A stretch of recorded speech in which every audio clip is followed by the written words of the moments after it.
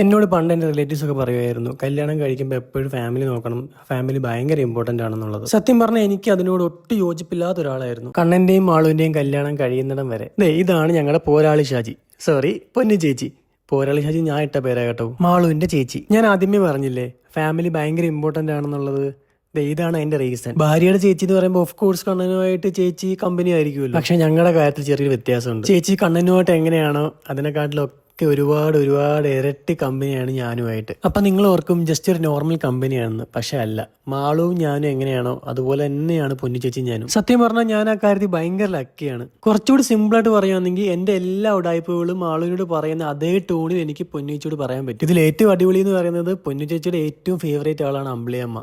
പൊന്നു ചേച്ചി എപ്പോഴും മാളുവിനോട് ചോദിക്കും, അമ്പിളിയമ്മ എനിക്ക് തരുമോ, ഞാൻ എടുത്തോട്ടെ, ഞാൻ ഇവിടെ കൊണ്ട് നിർത്തിക്കോട്ടെ എന്നൊക്കെ. ഞങ്ങളെ സംബന്ധിച്ചിടത്തോളം അതൊക്കെ വലിയ കാര്യമാണ്. കാര്യം ഇങ്ങനെ ഒരു ബോണ്ടുള്ള ഒരു ഫാമിലി കിട്ടി എന്നുള്ളത് തന്നെ വലിയ സന്തോഷമാണ്. കേട്ടിട്ടില്ലേ കല്യാണം കഴിഞ്ഞ ഒരു ഫാമിലി എന്നുള്ളത് 2 ഫാമിലി ആവുമെന്ന്. പക്ഷെ ഞങ്ങളുടെ കാര്യത്തിൽ അങ്ങനെയല്ല കേട്ടോ.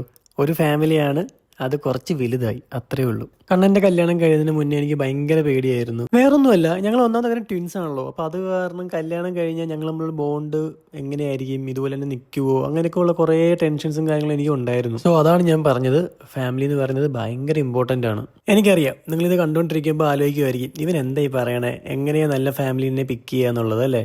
സത്യം പറയട്ടെ, എനിക്ക് ആ പ്രോസസ്സ് അറിയില്ല കേട്ടോ. സത്യം പറഞ്ഞാൽ അങ്ങനെ ഒരു പ്രോസസ്സ് ഉണ്ടോന്ന് പോലും എനിക്ക് അറിഞ്ഞുകൂടാ. ഞാൻ മനസ്സിലാക്കിയിട്ടുള്ളത്, നമ്മൾ ഒരാൾക്കൊരു ബഹുമാനം കൊടുത്തു കഴിഞ്ഞാൽ ആ ബഹുമാനം ഉറപ്പായിട്ടും തിരിച്ചു കിട്ടും. ആ ബഹുമാനമാണ് സ്നേഹം. ആ സ്നേഹം ഉള്ളിടത്തോളം കാലം ഏത് റിലേഷൻഷിപ്പ് ആയാലും അത് സ്ട്രോങ് ആയിരിക്കും. ഇത് എനിക്ക് തോന്നിയിട്ടുള്ള കാര്യം കേട്ടോ. നിങ്ങൾക്ക് എന്താ തോന്നണേ? ഒരു നല്ല റിലേഷൻഷിപ്പ് മുന്നോട്ട് പോകണമെങ്കിൽ അതിനൊരു മാനദണ്ഡം ഉണ്ടാവുമല്ലോ, അല്ലെങ്കിൽ എന്തെങ്കിലും ഒരു സീക്രട്ട് ഉണ്ടാവുമല്ലോ. അതെന്തായിരിക്കും? ഒന്ന് കമന്റ് ചെയ്യുമോ?